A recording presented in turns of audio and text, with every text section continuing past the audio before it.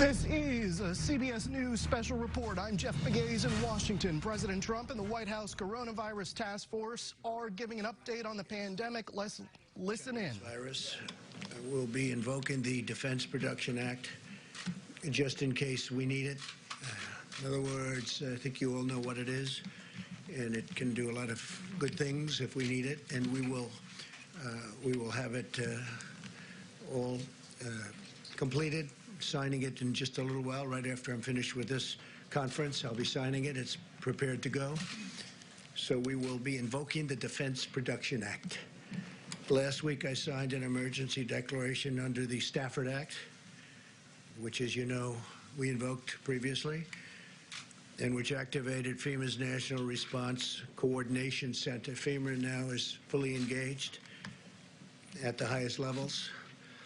Today, FEMA is activated in every region. We are at level one being the highest level, which we will work with, and we've been working with FEMA. I've done a lot of work with FEMA. They're incredible. It's always been on hurricanes or tornadoes. They're right now in Tennessee, a large group working in Tennessee have been incredible. That was a tragic event. Alabama last year, also a tornado, and then obviously the numerous hurricanes in different locations that were, in some cases, very devastating, and in every case, FEMA came through. This is a very different kind of a work for FEMA, but they will come through, as they always do. We have tremendous people, tremendous talent in FEMA. We're sending, upon request, the 2 hospital ships. They're being prepared right now. They're massive ships. They're the big white ships with the Red Cross on the sides. One is called the Mercy and the other is called the Comfort. And they are in tip-top shape. They soon will be. They're getting ready to come up to New York. I spoke with Governor Cuomo about it. He's excited about it. And I also, we haven't made the final determination as to where it's going to go on the West Coast. The Comfort is located now in San Diego. And it's going to be, we'll be picking the destination fairly shortly. So those 2 ships are being prepared to go, and they can be launched over the next week or so, depending on need. Earlier this week, the first clinical trial of the vaccine candidate for the virus began in Washington State, as you probably know. The genetic sequence of the virus was first published in January. But thanks to the unprecedented partnership between the FDA, NIH, and the private sector, we've reached human trials for the vaccine just 8 weeks later. That's a record by many, many months. It used to take years to do this, and now we did it just in a very short while. That's the fastest development in history of what we're doing with regard to the vaccine. We're making very, very big progress. Today, I can announce further steps to expand testing capacity. We're working with several groups to determine if the self-swab, a much easier process than the current process that's not very nice to do, I can tell you, because I did it. But we have a current process that's a little bit difficult. If you have it done, the groups are working on determining if a self-swab by an individual is as effective as the other. The other is very effective, very accurate. But we're going to see if we can do a self-swab, which is would be a lot more popular, I can tell you that. So, and that would be administered also by a health official, but it would be a lot easier to do. The fact is that the health professionals would free up a lot. Let me just say, the self-swab is what it is. It's a self-swab. You do it yourself. The other has to be issued by a health professional, and it's something that is quite difficult. And we think it's working out for the self-swab.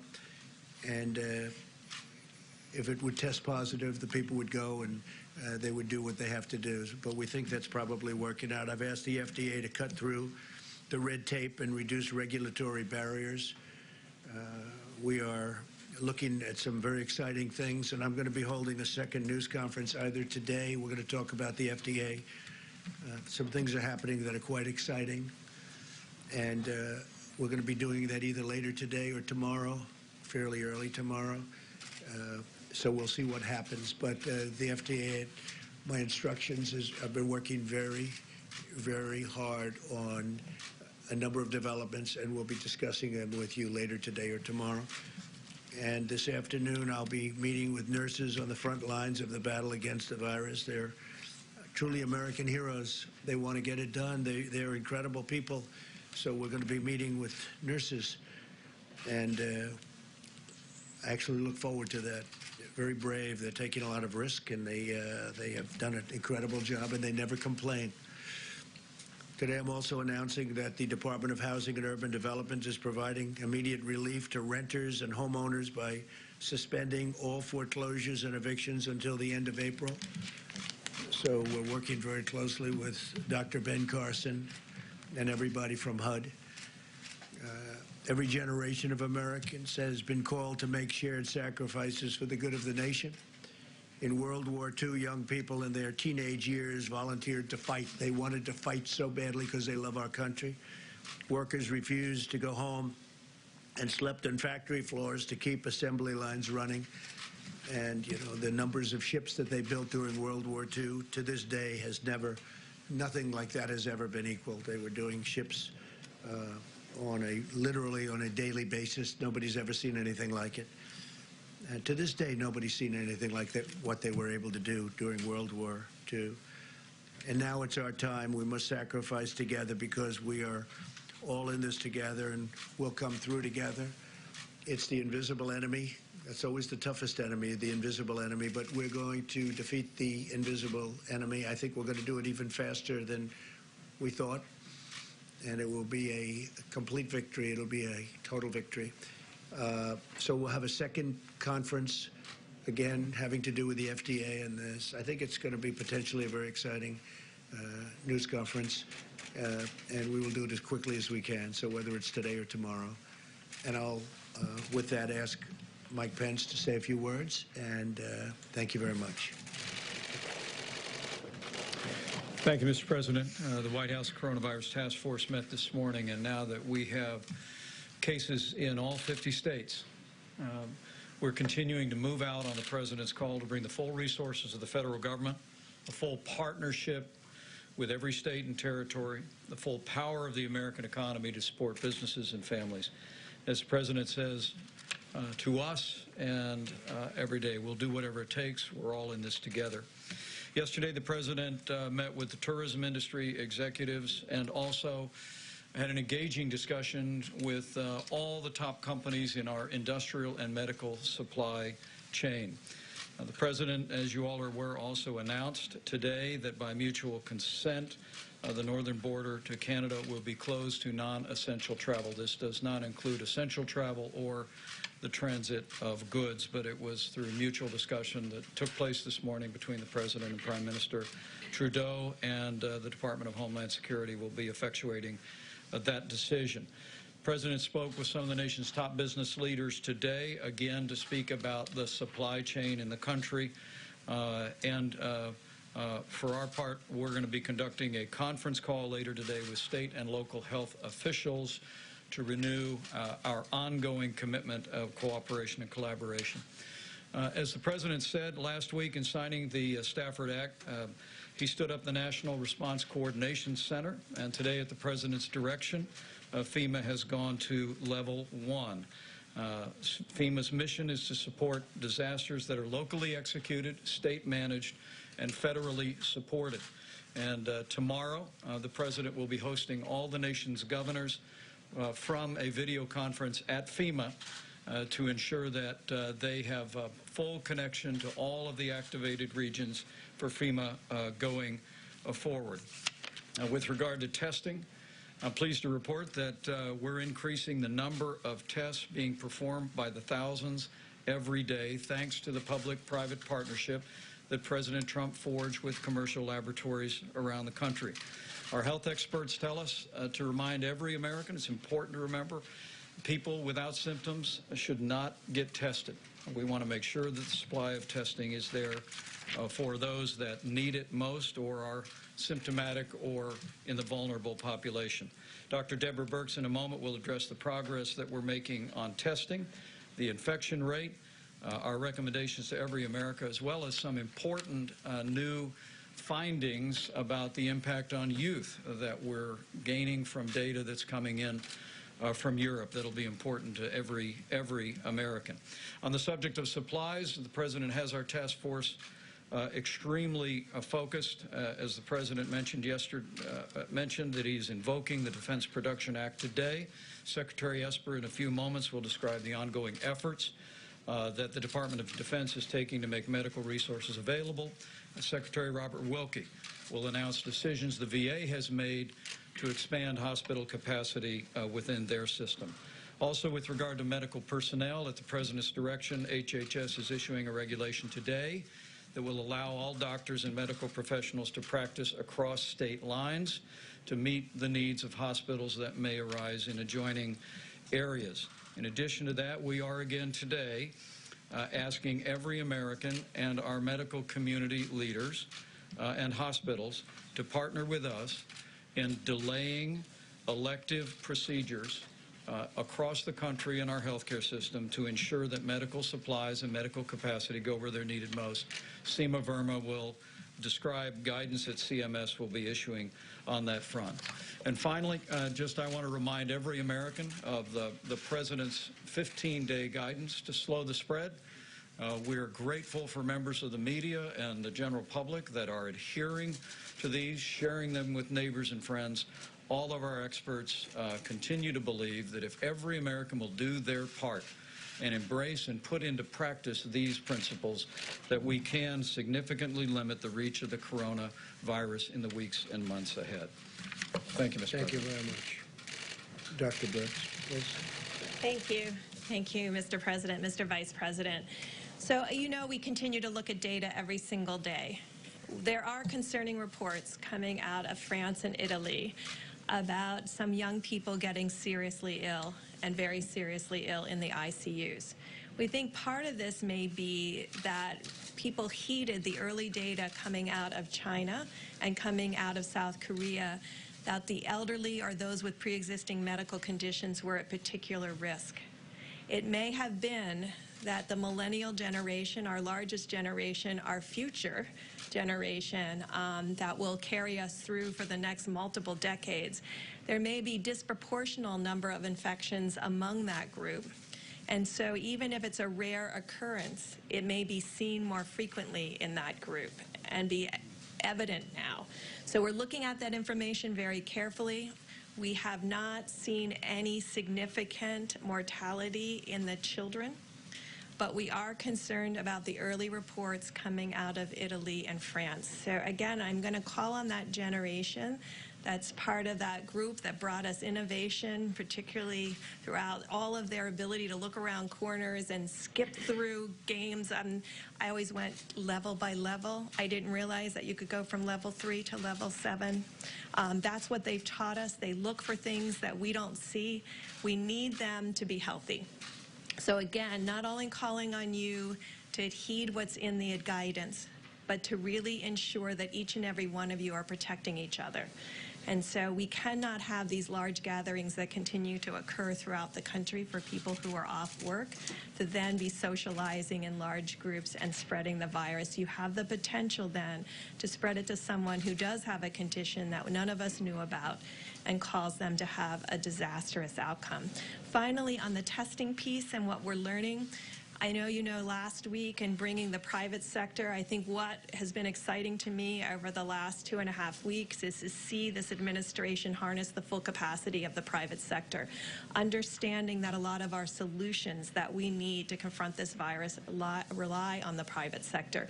Bringing the private sector commercial labs was critical into this process. We are now beginning to see that they have spread out in a prioritized way because we asked them to prioritize the regions that were mostly affected. And so you still may have difficulty getting tests in areas that do not have significant cases. We've had them prioritize the regions where we need diagnosis and their diagnostic percent. Remember I told you South Korea was under 4%, so 96% of people were negative. The last report we've seen from the laboratories have about a 7+% positivity rate. Still 93+% or 92% are negative. But I think that's encouraging to me personally that we're prioritizing appropriately to those areas that have the greatest need. Today and yesterday, Thermo Fisher pushed out most of their laboratory testing capacity, and that will dramatically increase that platform and the ability to run additional tests in addition to Roche. So I appreciate everybody's attention to these numbers. I'm excited that we've prioritized where the need was the greatest, but again, please follow the guidance, and please make sure in every report that you're putting out that you're talking about the presidential guidance to actually stop the spread of this virus. Thank you. Thank you, Deborah, very much. Mark, please. Sure. Thank you, Mr. President. So good afternoon, everyone, and I want to provide an update on DOD's coronavirus efforts as we continue to focus on our three priorities. That's, first of all, protecting our personnel and their families. Second, safeguarding our national security mission capabilities. And third, of course, supporting the administration's whole-of-government approach. First of all, though, I do want to assure the American people that the United States military remains ready and capable of defending the country and our interests abroad. Now, with that, the Department is leaning forward in our response to COVID-19. We have issued international and domestic travel restrictions to all DoD personnel and families that should dramatically reduce potential exposure to the virus. Those have been in place for some time now. As I announced yesterday, the Department of Defense will make available up to 5 million N95 respirator masks and other personal protective equipment from our own strategic reserves to the Department of Health and Human Services for distribution. The first 1 million masks will be available immediately. We're also prepared to distribute to HHS up to 2,000 operational deployable ventilators for use as needed. Yesterday, I was at Fort Detrick, Maryland, which is probably the military's premier research institute, where I got updated on the incredible work our people are doing as part of the interagency team to work on vaccines and therapeutics. They are making great progress there. We also have announced that we've certified our 16th lab, or will soon certify our 16th lab to help with processing tests from across the country. Additionally, I have directed, as the President mentioned, that the hospital ships Mercy and Comfort be prepared to deploy to increase the nation's medical capacity. And we have also alerted a variety of field and expeditionary hospitals to be prepared to deploy as well as needed, based on direction from the Commander-in-Chief. Today, leadership from the Army Corps of Engineers is in New York, meeting with Governor Cuomo and his team. I spoke with Governor Cuomo yesterday, and other governors. I will be speaking to more in the coming days to make sure that they know what DoD can provide through our system to address their needs. In my conversations with governors and members of Congress about DoD's resources, I've made it clear that we will continue to support the administration's comprehensive efforts and the country every step of the way while ensuring our nation's security remains the top priority. I want to conclude by thanking again all of our service members and their families who have been affected by this outbreak. They are all great heroes. We are continuing to support them throughout this. We are all in this together. Thank you all very much. Thank you very much, Mark. Thank you. So yesterday, the President made a very important announcement about telehealth, and this is allowing our 62 million seniors to be able to get some medical services from the safety of their home, reducing their risk and without any copays. But we're also making sure that the healthcare system is prepared and that those on the front lines have the support that they need. The reality is the stakes are high, and we need to preserve personal protective equipment for those that are on the front lines of this fight. And to that end, we have put out guidelines over the last 2 weeks to expand the types of masks that can be used in routine care and saving those N95s for the most risky situations. Conserving personal protective equipment is also essential to combat the virus. So today, CMS will announce detailed recommendations to further promote this needed conservation, specifically by limiting non-essential elective medical and surgical procedures, including dental procedures. We believe that these recommendations will help surgeons, patients, and hospitals prioritize what is essential while leaving the ultimate decision in the hands of state and local health officials and those clinicians who have direct responsibility to their patients. And we urge providers and clinicians and patients to seriously consider these recommendations. They will not only preserve equipment, but it also allows doctors and nurses to help those that are on the front lines.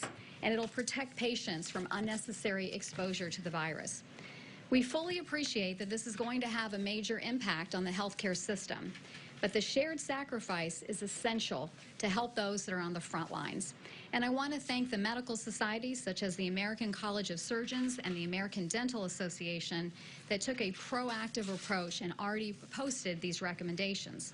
And we've also talked to the American Medical Association, and they have fully indicated their support for this recommendation. We now invite the entire healthcare community to join us in this effort. Thank you. Thank you very much. Robert, please. Thank you, Mr. President. My instructions from the President were very clear. I was to do everything imaginable as aggressively as possible to protect the 9.5 million veterans who are part of the Department of Veterans Affairs. Last month, we established 19 emergency operations centers across the country. We began to limit the number of visitors who entered our facilities. We began, I think, we were the first system to begin triaging across the country in our 170 hospitals the entrance of anyone into our facility without being questioned or tested. We expanded those restrictions to those in our 135 community living centers, which have about 7,800 veterans who are in acute conditions, to make sure that they were protected. We also took the next step and made sure that we limited the dental surgeries that we were provided. We've cut back by 1/3 the number of routine appointments we have had, and we have canceled elective surgeries. These were all part of the President's directive to be as aggressive in a public health sense as we could be. And I think we have set the pace for the entire country. I will say, we've often said that we work the most noble mission in the federal government. Our veterans have been in the toughest spots in the world. They have been put in conditions that are unimaginable to most Americans, and they have responded. They have responded clearly. They have responded with passion, and also the 400,000 members of our department who are out there on the front lines. The last thing I will say is that you've heard a lot about the fourth mission that VA has. Our first three missions are health care, benefits, and memorial affairs. Our fourth mission is to support the federal government in times of natural disasters and pandemics. We are the buttress force in case that FEMA or HHS calls upon us to deploy medical professionals across the country to meet crises. We plan for that every day. We are gaming out emergency preparedness scenarios, and we stand ready when the President needs us to expand our mission. Thank you. Thank you very much, Robert. Thank you. Thank you all. That's very nice. Any questions, please? Thank you. Two questions, if I may. Your Treasury Secretary was on Capitol Hill talking about the potential for what could come, and he said that unemployment could skyrocket to 20%. Are we looking that could rival the Great Depression? Are we looking at potentially historic I don't agree devastation? with that. Yeah, no, I don't agree. That's a absolute total worst case scenario. But no, we don't look at that at all. And thank you. And my second question. We're nowhere near it. Okay, why do you keep calling this the Chinese virus? There are reports of dozens of incidents of bias against Chinese Americans in this country. Your own aide, Secretary Azar, says he does not use this term. He says ethnicity does not cause the virus. Why do you keep using this? A lot of people say it's racist. It's not racist at all. No, not at all. It comes from China. That's why. Comes from China. I want to be accurate. Yeah, please, John. Please. Behind you. Are you comfortable with this term? I have great love for all of the people from our country, but as you know, China tried to say at one point, maybe they stopped now, that it was caused by American soldiers. That can't happen. It's not going to happen. Not as long as I'm president. It comes from China. John, please. Two questions, if I could, Mr. President. First of all, on the Defense Procurement Act, you're invoking it today. Senator Schumer said on the floor a short time ago that it urgently needs to be put into action to produce medical supplies, particularly ventilators. Do you have some targets that you would like to see immediately spooled up under the We act? do have. We have tremendous numbers of ventilators, but there's never been an instance like this where no matter what you have, it's not enough. That would be the case. We will be, it's being signed. It's essentially drawn, and I'm going to sign it in just a little while.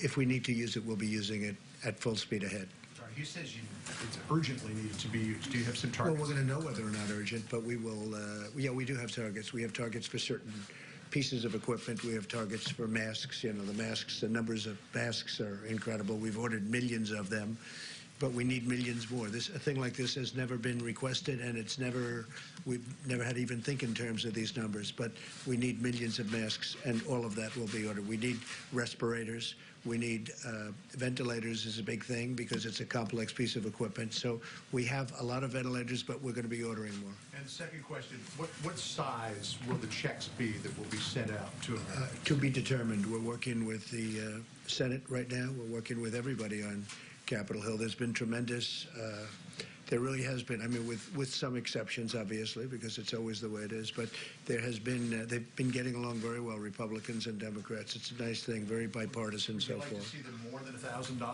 Well, we're going to see. I don't want to get into that right now, John. We are looking at different numbers. We're looking at timing that would be different, splitting the time, splitting the payments. We're looking at a lot of different things. Hasn't been determined yet, but it will shortly be determined, and people want to go big as opposed, everybody seems to want to go big, and they want to get to the recovery. The big day is, the big thing we can do is get rid of this horrible, I call it the unseen enemy. You call it, there's 1,000 different terms for it, but whatever, it snuck up on us. And it did 128 countries. I think it's in something like that, very close to that. Think of that. So it spreads violently. It's a very contagious, very, very contagious virus. Do you consider America to be on a wartime footing in terms of fighting this virus? I do. I actually do. I'm looking at it that way because, you know, if it got out of control, the big thing we did was a very early stoppage of people coming in who could be very, very heavily infected. That was a very good move, and it was very early, very, very early, when most people, including a lot of professionals, they didn't want us to do it.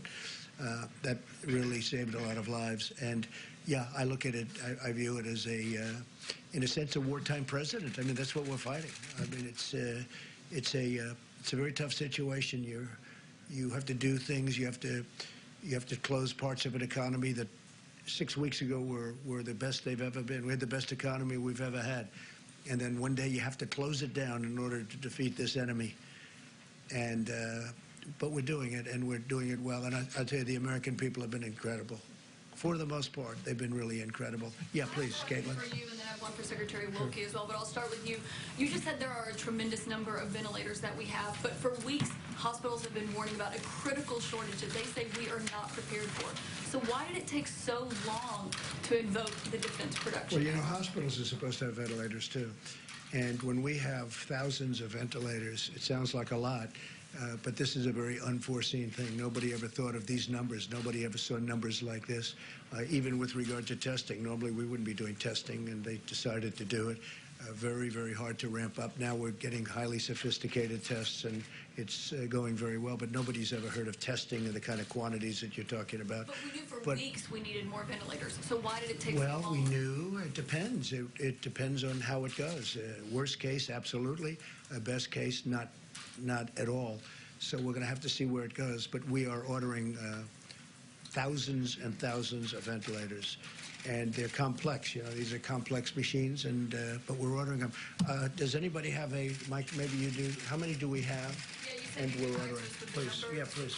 Do you know the number? We have a specific number of ventilators in the stockpile. It's in excess of 10,000, and you just heard the announcement from the Department of Defense. They'll be adding several more thousand to that. But President, even this morning and yesterday afternoon, speaking with the largest companies in the supply chain in this country, we're hearing a tremendous spirit among industry leaders who are ready to step in and add to that volume. The stockpiles don't count all of the ventilators that exist today in the marketplace and in healthcare facilities around the country.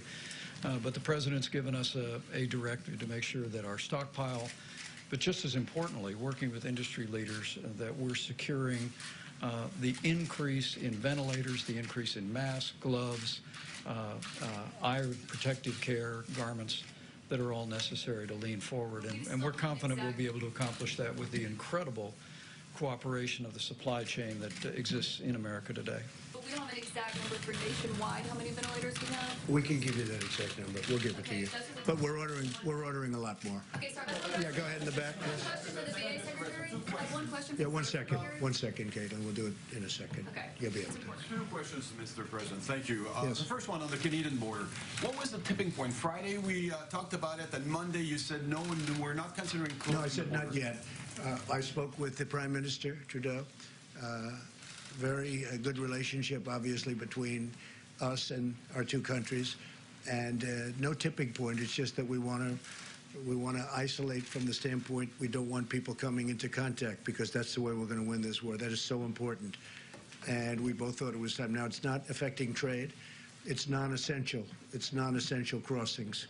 It won't affect trade at all. And it was just something we thought would be good for both countries. Yes, please.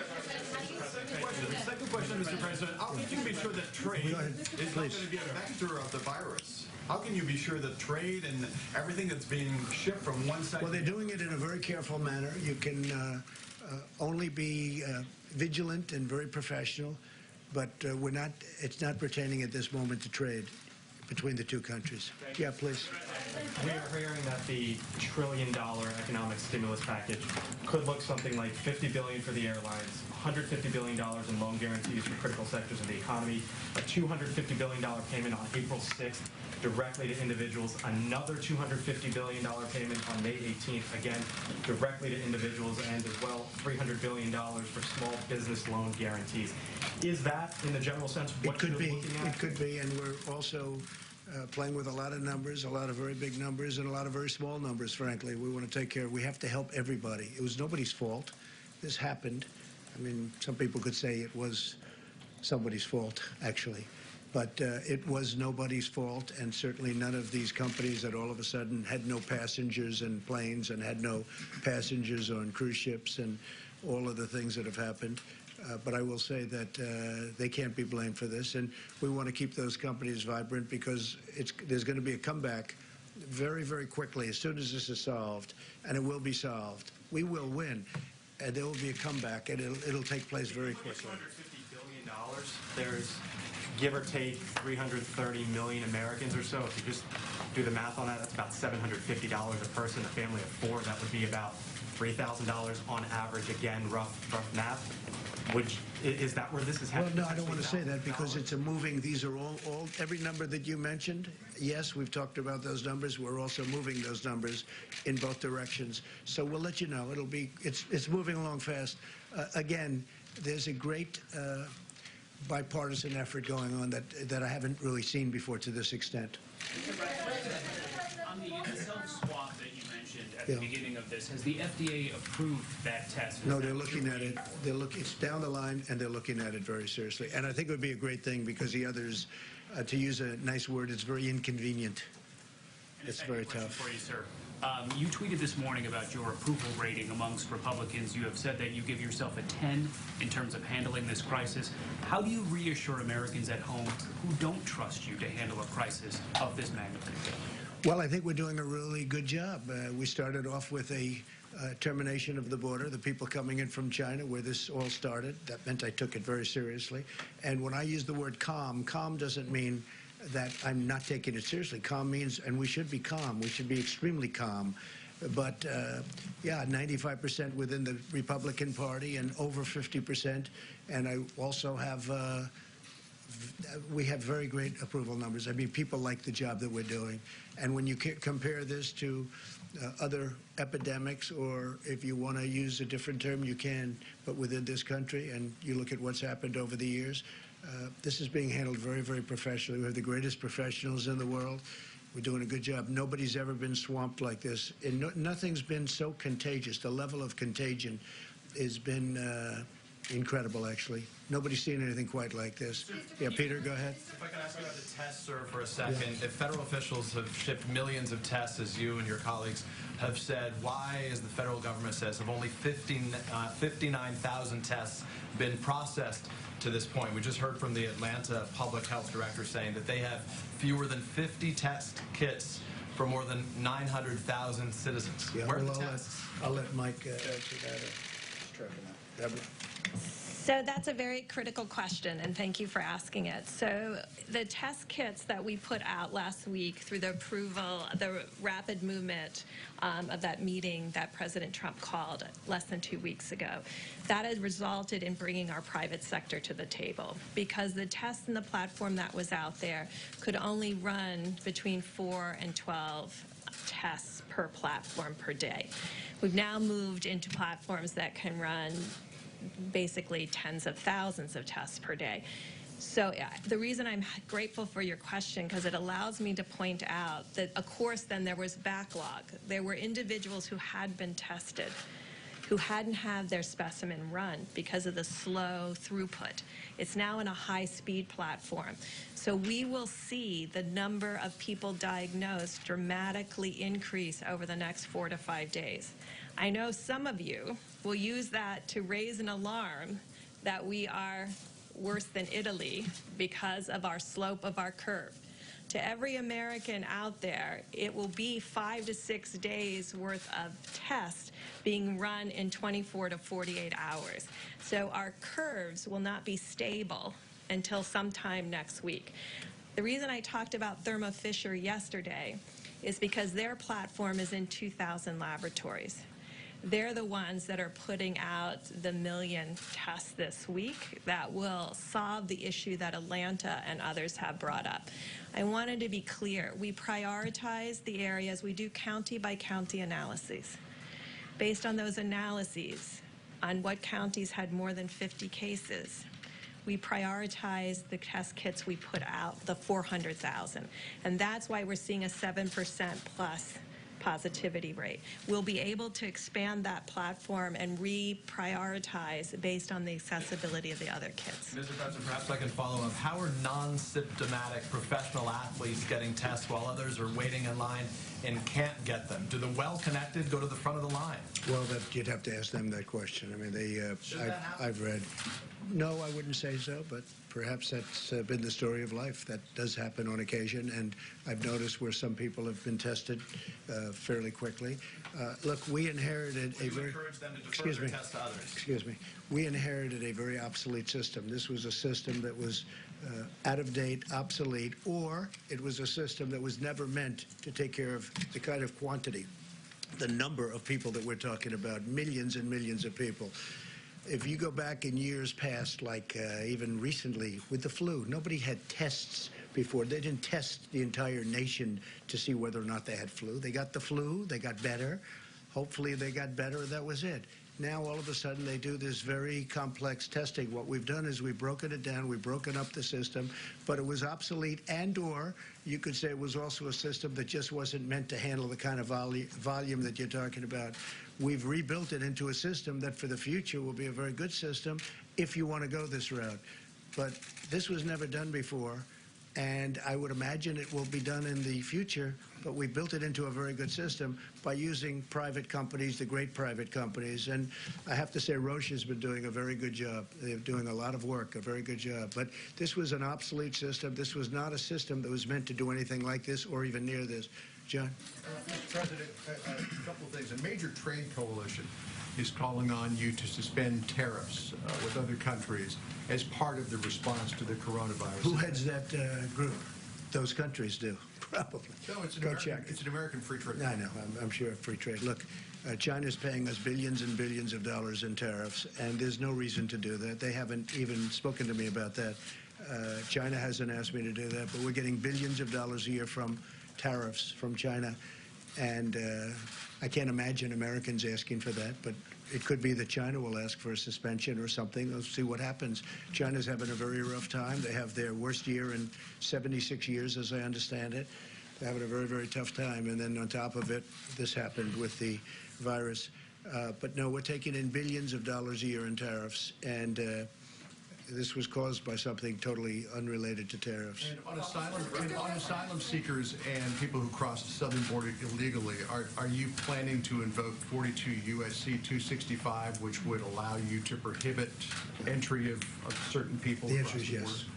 And when will that happen? Very soon, probably today. Yes. You and then a question for Dr. Burke. Yeah. On the border, firstly, are there plans to fully shut the Mexican border? And what do you define as essential travel when it comes to the U.S.-Canadian border? Well, I think essential is medical. We have military working together. We have industry working together. And again, it's not affecting trade. So things like that. But just leisurely, let's go to a restaurant and have dinner, which a lot of people do. They come both ways. They go in both directions. That kind of thing we have ended on a temporary basis. Yeah, please go ahead. Not close it. No, we're not going to close it. But we are invoking a certain provision that will allow us great latitude as to what we do. May I ask Please. two questions if I could? Yeah, go ahead. You know what? Go ahead. Sure. The Wall Street Journal. So I just wanted to clarify something, because just a week ago, you all were standing here telling us that unless you had sustained contact with somebody who was symptomatic for COVID-19, you really didn't need to worry. You told the president, the vice president, that if they shook hands with somebody who had this, if they took a photograph with somebody who had this, they didn't really need to worry. And yet, several days later, we're in a situation where people are being told, don't leave your houses. There are curfews saying you cannot walk alone at night after a certain time. Can you walk us through what seemed like a very dramatic swing, a very dramatic disconnect from what we were hearing before to what we're hearing now? So two things. We look at data all the time, and I know you're looking at the China and South Korea data.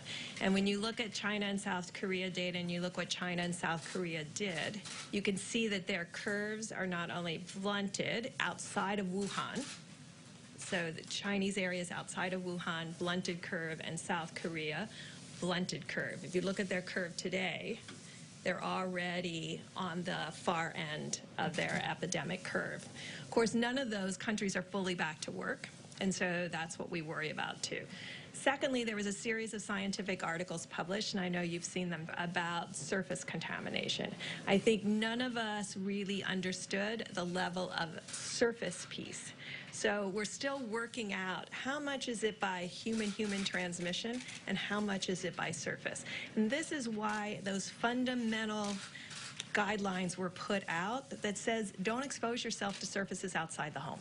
Basically, what those guidelines are is don't expose yourself to excess number of persons who could be asymptomatic, and infected, and then the person-to-person contact, and don't expose yourself to surfaces that could have had the virus on it, for which on hard surfaces, I know we had the cardboard issue about shipping, hard surfaces, not shown in fabric as much or in cardboard, but hard surface transmission. These are issues that we haven't had to deal with before with the level of respiratory infections, and that's why we have this concern, and that's why the president put out the guidelines. And so it's to cover both of those pieces. That's all new science, all new models. I think many of you have the Imperial study available and looked at the impact of those. That's the first time those have been modeled as a comprehensive approach to mitigating an epidemic. And Dr. Burks, yesterday... Mr. President, what about money? Go ahead. Mr. President, the Wall Street Journal is reporting that the administration has looked at an executive order that would expand the use of investigational drugs against the virus, but that FDA scientists are warning that this could put patients at risk. I haven't seen the article. No, I haven't seen the article. We are making a lot of progress therapeutically. I will say that, but I have not seen that article, no. Go ahead. Mr. President, we've shut down non-essential travel to Canada. Are you considering shutting down all travel to blunt the spread of the virus? And we've heard from industries like the airlines who are seeking relief. What other industries how exactly is your administration going to determine which industries and businesses get Well, there are certain industries that people know. I mean, the airlines would be number one if you look at what's going on. They go from having the best year they've ever had to having no passengers because of what we've had to do in order to win this war. It's a war. And so, basically, what many of the industries are. What we want to do is we want to make sure they all stay together so that after the war is one, we can immediately go right back up to where we were and even beyond. I think we're going to go beyond where we were. And a lot of people are saying that, by the way. We're poised to do that. But we have to win the war first. Yeah, please, go ahead. To follow up on that, Treasury proposed $150 billion today for those industries, but their proposal doesn't detail which industries would get that money and how much. So aside from the airlines, which you just mentioned, what about the cruise industry, the hotels? Yeah. How much of that money do you see them each We're getting? talking about all of it. Haven't detailed it yet. We have detailed it to senators and to members of the House. We have been talking about it, and we're coming up with numbers. Haven't gotten there yet, but certainly hotel industry, the cruise ship industry, the airlines, those are all prime candidates, absolutely. On the northern border, sir, when you say Which border? The northern border. Yeah. When you say temporary, which is what you said in your tweet, does that mean 30 days? I would say 30 days, and hopefully at the end of 30 days, we'll be in great shape. Jeff, please. Mr. President, I was struck by what Dr. Birx said about millennials and others perhaps not taking some of these warnings as seriously as you'd like. Some of those people also seem to be your supporters and conservatives who may be quoting some of what you said at the beginning of this, comparing it to the flu. What is your message to them to really follow what you've been saying so far? And are you concerned that they're still listening maybe to some of your earlier comments rather than your more recent ones? Well, I think my earlier comments are to be calm. I mean, I do want people to be calm because we're going to win this and we're going to win it. It's just a question of time. And I wanted to go quickly. So based on the fact that I wanted to go quickly, I hope they just listen to what we've been saying over the last period of time. We don't want them gathering, and I see they do gather, including on beaches and including in restaurants, young people. They don't realize that they're feeling invincible. I don't know if you felt invincible when you were very young, but they were feeling totally invincible or are feeling that way, but they don't realize that they can be carrying lots of bad things home to grandmother and grandfather and even their parents. So we want them to heed the advice. We mean the advice, and I think it's getting through. I do believe it's getting through, Jim. If they're watching, what do you say to them if they're watching? Sorry. If they're what? I think there are a lot of them watching, a lot of these people at home, these young people. Well, I think I just said it. I was going to say, what do you say? Heed the advice. Heed the advice. I just said, yeah. Thank you. Thank you, Peter. Mr. President, how long do you think this is going to wrap? Mr. President, how long do you think this is going to We'll last? get you next, okay? Say it. Thank you, Mr. President. In talking about China, you've been very clear about who you think is to blame or where the origins of blame for this virus is. Not think. No. I don't think. I know where it came from. I don't know if you'd say China's to blame. Certainly, we didn't get an early run on it. It would have been helpful if we knew about it earlier. But it comes from China, and it's not a question about that. Nobody's questioning that. Senator Cotton is saying that they should be punished, in so many words, for inflicting this on the American people. Do you feel that way about it? Well, I have a lot of respect for Tom Cotton, and I know exactly what he's been saying. And there are those people that say that, so we'll see what happens. Thank you. Go ahead. It's your turn. Go ahead. Please. He's been waiting a long time. Please. You've had your hand up so nicely for a long time. It's your time. Thank you, sir. We've seen the Chinese government kick out reporters from the Wall Street Journal, the New York Times, the Washington Post. What is your message to the Chinese when it comes to transparency at a moment when you still have reporters asking you questions here at the White House? Yeah, I'm not happy to see it. I don't, I have my own disputes with all three of those media groups. I think you know that very well.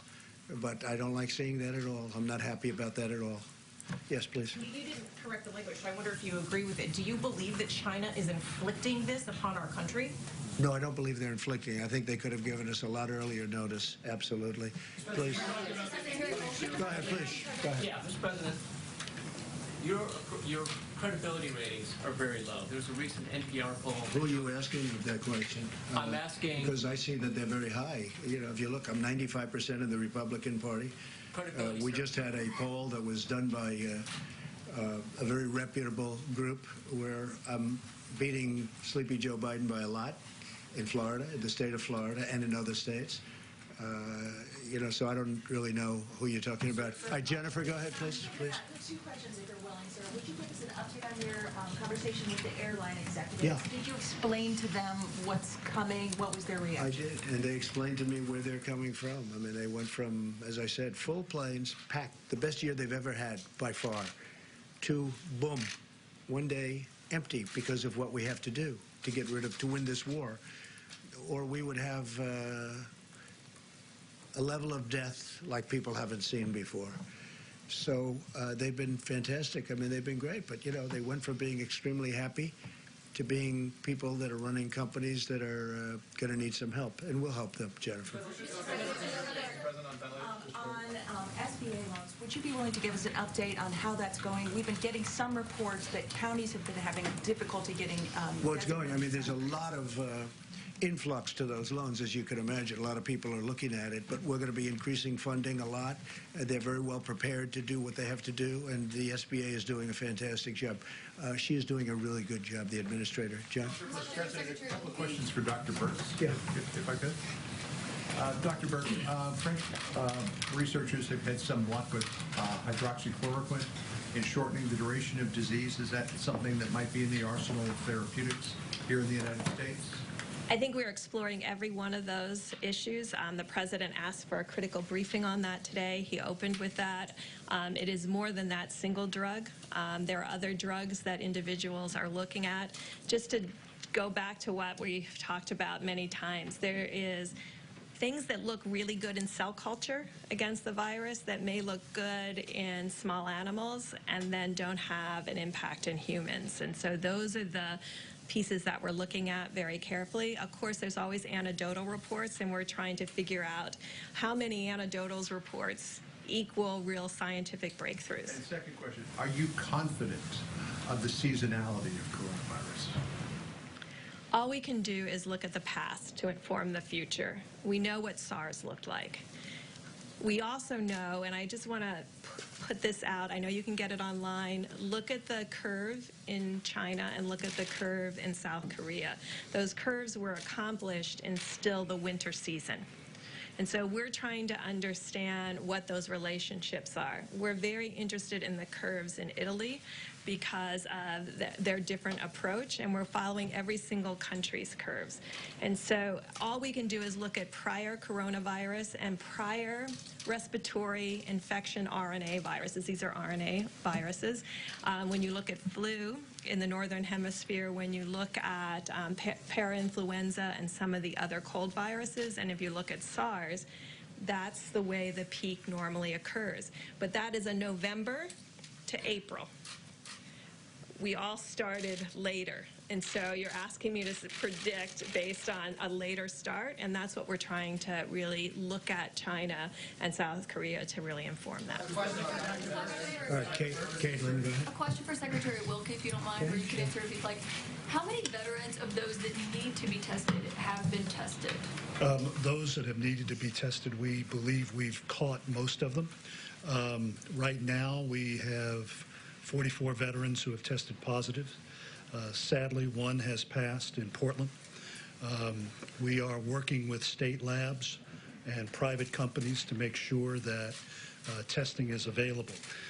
Because the president had us out aggressively early, we have been in a better place than most healthcare systems in the country. I cannot predict, as Dr. Burke said, when the next surge will be, if it will be.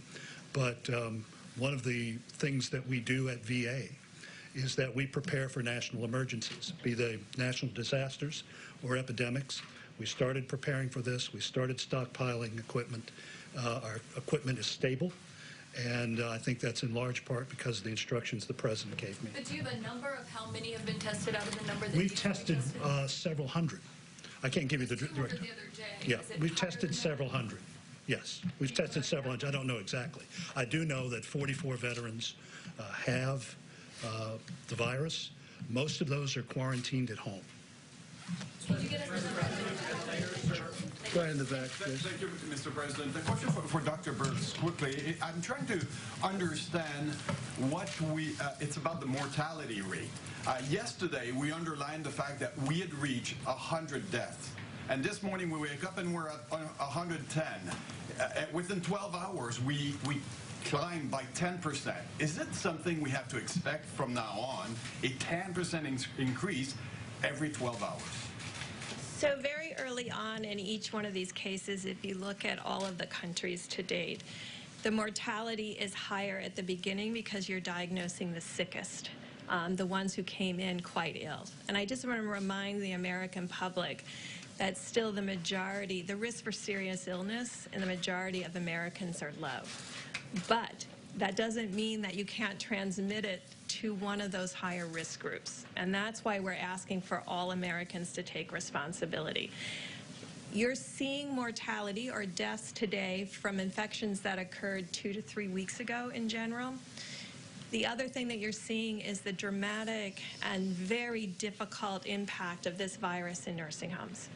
And that's why very early on, the president and vice president had us come out, and CMS put those very strict rules in place. And everybody thought we were being too strict and keeping loved ones away from their family in nursing homes. If we're going to solve this with a lower death rate, we have to protect the elderly because of their percent is much higher in mortality than any other age group. Okay.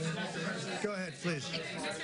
Mr. President, there's reporting that the federal government has a plan that shows that this coronavirus outbreak might last as long as 18 months. Are you seeing those numbers? Could it No, we're not seeing that at all.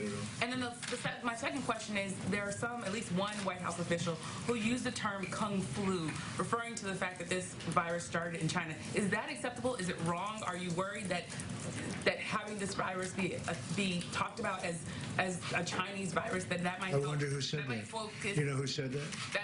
I'm not sure the person's name, but would you condemn the fact Say the term again. A person at the White House used the term Kung flu. My question is, do you think that's wrong, Kung flu?